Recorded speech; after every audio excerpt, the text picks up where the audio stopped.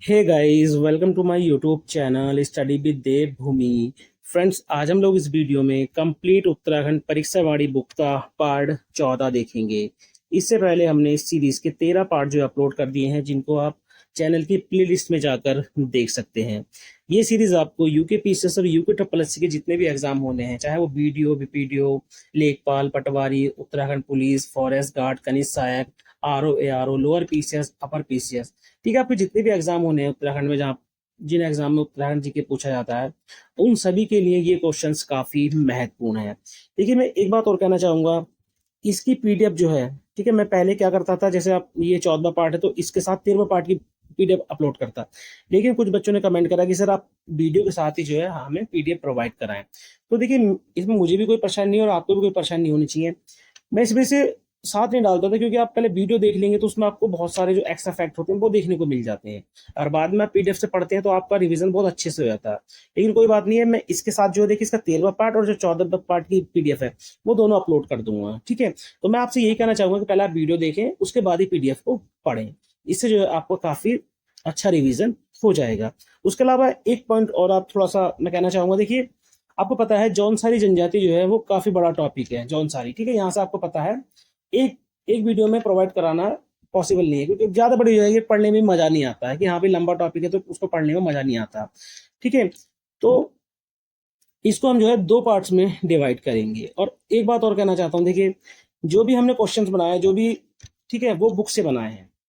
तो ऐसा नहीं है, अगर कोई गलती हो जाती है, क्योंकि देखिए अगर हमसे बोलने में या लिखने में बताने में कोई गलती हो जाती है तो प्लीज आप गलत कमेंट ना करें। उसको आप कमेंट करके पूछ सकते हैं, पर गलत कमेंट ना करें, क्योंकि मैंने पहली वीडियो बनाई है थारू जनजाति में, थोड़ा सा कुछ गलती हो गई थी, तो उसमें देखिए काफी बच्चे जो है बड़ा गलत कमेंट करते हैं। उससे देखिए सामने वाले पे ना बड़ा बुरा प्रभाव पड़ता है, क्योंकि वो आपके लिए कर रहा है सब कुछ, ठीक है, ताकि आपका एग्जाम अच्छे से हो, ठीक है। तो अब गलत कमेंट करने से अच्छा देखिए उसी को आप अच्छे से लिख लो।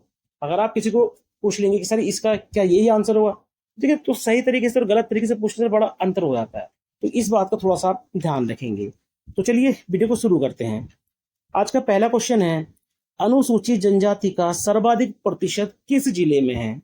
तो देखिए, राज्य राज्य में जो अनुसूचित जनजाति है यानी एसटी, ठीक है, तो इसका सर्वाधिक प्रतिशत जो है वो किस जिले में देखने को मिलता है, ठीक है। और ये क्वेश्चन देखिए पहले भी एग्जाम में रिपीट हुआ है।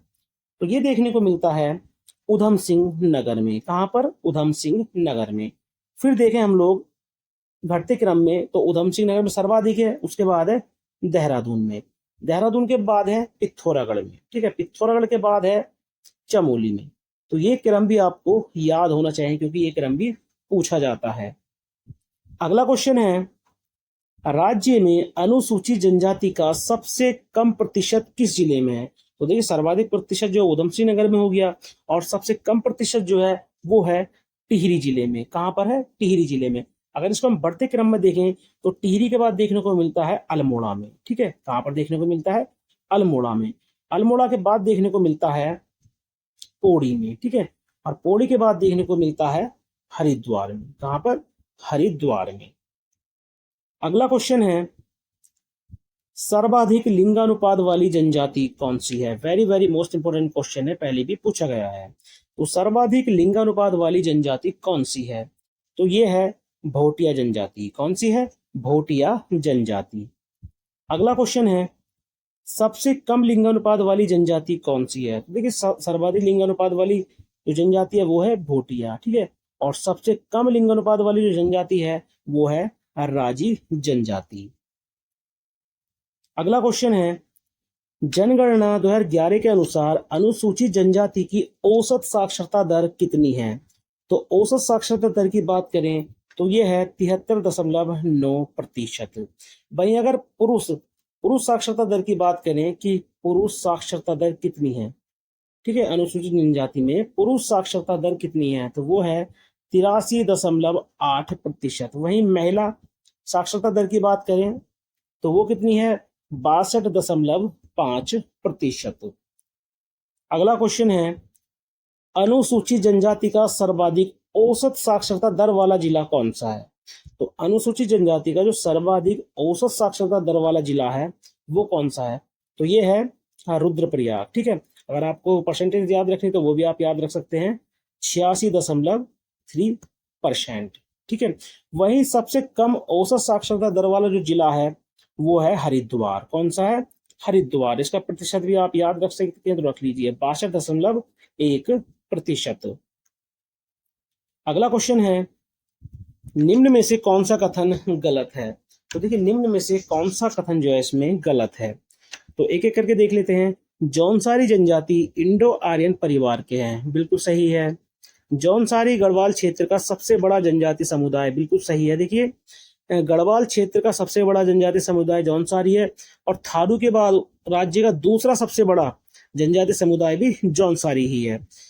जौनसारी का मुख्य निवास स्थान तराई क्षेत्र, देखिए तराई क्षेत्र नहीं है, ठीक है। जौनसारी का जो मुख्य निवास स्थान है वो है भाबर क्षेत्र। कौन सा है? भाबर क्षेत्र। तो जौनसारी का मुख्य निवास स्थान जो है लघु हिमालय या मध्य हिमालय के उत्तरी पश्चिम भाग का जो भाबर क्षेत्र है वो है, ठीक है। जौनसारी की लगभग 98% जनसंख्या देहरादून में निवास करती है, तो बिल्कुल सही है। तो इसमें जो ऑप्शन सी जो है वो गलत हो जाएगा। उसके अलावा देखिए कुछ पॉइंट आप याद रखना, इस क्षेत्र के अंतर्गत आपको पता है जो तराई भाबर वाला क्षेत्र आता है, इस क्षेत्र के अंतर्गत आपको पता है देहरादून की बात करें तो देखिए देहरादून का एक तो आता है चक्राता, ठीक है, चक्राता आता है, कालसी आता है, ठीक है, त्यूनी आता है, लाखा मंडल आता है, ठीक है, लाखा मंडल आता है। अगर हम टिहरी की बात करें, टिहरी की, तो टिहरी का आता है जौनपुर क्षेत्र। टिहरी का कौन सा आता है? जौनपुर क्षेत्र आता है। उत्तरकाशी का परग नेकाना क्षेत्र आता है, ठीक है। अगला है, देहरादून की किन तहसील को संयुक्त रूप से जौनसार भाबर क्षेत्र कहा जाता है? Very very most important question है, कई बार एग्जाम में रिपीट हुआ है। तो देहरादून की किन तहसील को संयुक्त रूप से जौनसार भाबर क्षेत्र कहा जाता है? तो देखिए एक तो काली, ठीक है, कालसी, सॉरी कालसी, चक्राता और त्यूनी, इन तीनों तहसीलों को संयुक्त रूप से जौनसार भाबर क्षेत्र कहा जाता है। तो इसमें ऑप्शन डी जो है हमारा राइट हो जाएगा। अगला क्वेश्चन है, जौनसार भाबर क्षेत्र में कुल कितनी पट्टियां हैं? ठीक है, तो देखिए आपसे पट्टियां पूछ ले या पूछ ले आपसे खते, ठीक है, खत या खते। तो जौनसार भाबर क्षेत्र में कुल कितनी पट्टियां हैं या कितने खते हैं? तो आपका राइट आंसर हो जाएगा 39। कितनी पट्टियां हैं? 39 पट्टियां या खते हैं। अगर वहीं आपसे पूछ ले कि जौनसार भाबर क्षेत्र में राजसभ गांव कितने हैं, राजसभ गांव या ग्राम कितने हैं, तब आपका आंसर हो जाएगा 358, ठीक है। तो दोनों ही पॉइंट इंपोर्टेंट है और एग्जाम में पूछे गए हैं। अगला क्वेश्चन है, जौनसार भाबर क्षेत्र की मुख्य भाषा क्या है? तो जौनसार भाबर क्षेत्र की जो मुख्य भाषा है वो है जौनसारी। कौन सी है? जौनसारी। अगर क्वेश्चन करे कि जौनसार भाबर क्षेत्र में पठन पाठन जो है वो किस भाषा में किया जाता है, तो वो किया जाता है हिंदी में, ठीक है। किस में किया जाता है? हिंदी में। अब देखिए हिंदी और जौनसारी के अलावा यहाँ पर भाबरी, ठीक है, भाबरी या इसको बोलते हैं बाबरी, ठीक है, बाबरी, ठीक है। उसके अलावा देवघारी, कौन सी? देवघारी। उसके अलावा हिमाचली, ठीक है, ये बोलियों का यानी इन भाषाओं का भी यहाँ पर यूज किया जाता है। अगला है, जौनसार में वायथा क्या है? तो देखिए आपको पता है आजकल जो एग्जामिनर जो उत्तराखंड में शब्दावली है, चाहे वो गढ़वाली है, कुमाऊनी है, जौनसारी है, इससे रिलेटेड जो शब्दावली है उसको काफी दे रहा है, ठीक है। जो इस तरह के वर्ड आएंगे हम उनको भी देखते चलेंगे। तो जौनसार में वायथा क्या है? तो देखिए जौनसार में जो वायथा है ये है एक तरह का झाड़ फूक विधि। क्या है? झाड़ फूक विधि। अगला है, माली किसे कहा जाता है? तो देखिए माली किसे कहा जाता है? तो ये कहा जाता है भूत प्रेत भगाने वाले को, ठीक है, भूत प्रेत भगाने वाले को, या जिन पे देवता आता है, ठीक है, उनको भी माली कहते हैं, ठीक है। इस पॉइंट को भी आप याद रखना। अगला है, जौनसारी जनजाति में किन प्रजातियों के मिश्रित लक्षण पाए जाते हैं? पहले भी जो है एग्जाम में डायरेक्ट क्वेश्चन इस तरीके से ही बना है। तो जौनसारी जनजाति में किन प्रजातियों के मिश्रित लक्षण पाए जाते हैं? तो देखिए मंगोल और डोम प्रजातियों के जो है मिश्रित लक्षण पाए जाते हैं। तो इसमें ऑप्शन सी जो है हमारा राइट हो जाएगा। अब देखिए जौनसारी जो है अपने को पांडव का वंशज जो है मानते हैं। ये पॉइंट भी आप याद रखना और एग्जाम में बना भी है कि जौनसारी अपने को किन का वंशज मानते हैं? तो ये अपने आप को पांडवों का वंशज मानते हैं, ठीक है, पांडवों का वंशज मानते हैं। अगला क्वेश्चन है, जौनसारी जनजाति मुख्यतः कितने वर्गों में विभाजित है? तो जौनसारी जनजाति मुख्यतः कितने वर्गों में विभाजित है? तो ये 3 वर्गों में विभाजित है। ठीक है, पहला है खसास वर्ग। कौन सा है पहला?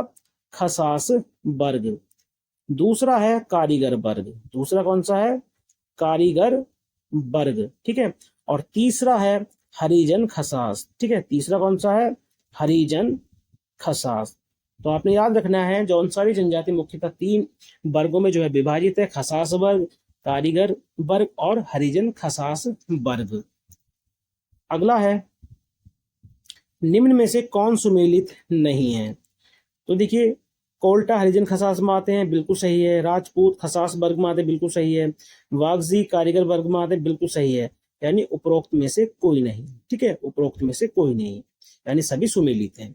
अब देखिए, जो हमारा खसास वर्ग आता है पहले, खसास वर्ग। ठीक है, तो इसमें आपको पता कौन कौन से आते हैं? तो इसमें आते हैं, देखिए, ब्राह्मण। कौन आते हैं? ब्राह्मण और राजपूत। कौन आते हैं? ब्राह्मण और राजपूत। कारीगर वर्ग की बात करें तो कारीगर वर्ग में आते हैं, देखिए, लोहार। ठीक है, लोहार, सोनार, नाथ, जोगी, बागजी। ठीक है, ये कारीगर वर्ग में आते हैं।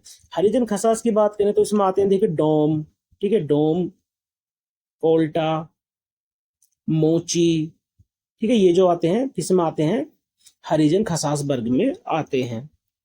अगला है निम्न में से कौन सुमेलित नहीं है? तो निम्न में से कौन सुमेलित नहीं है? देखिए, जो ऊनी पजामा होता है उसको झंगोली कहते हैं, बिल्कुल सही है। जो ऊनी टोपी होती है, क्या उसको डिगुआ बोलते हैं? हाँ, उसको डिगुआ बोलते हैं।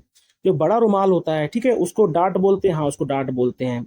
चोली, क्या इसको झागा बोलते हैं? देखिए, चोली को झागा नहीं बोलते हैं, चोली को बोलते हैं चोल्टी। क्या बोलते हैं? चोल्टी। फिर झगा किसको बोलते हैं? तो झगा बोलते हैं जो कुर्ती कमीज होती है। ठीक है, जो कुर्ती कमीज होती है इसको बोलते हैं झगा। ठीक है, अगला है जौनसारी जनजाति के घर का मुख्य द्वार किसका बना होता है? तो देखिए, जौनसारी जनजाति के जो घर का मुख्य द्वार होता है वो बना होता है लकड़ी का। किसका बना हुआ होता है? लकड़ी का। और जौनसारी जनजाति में देखिए 2, 3 या 4 मंजिल होता है। इनका घर जो है 2, 3 या 4 मंजिल का होता है।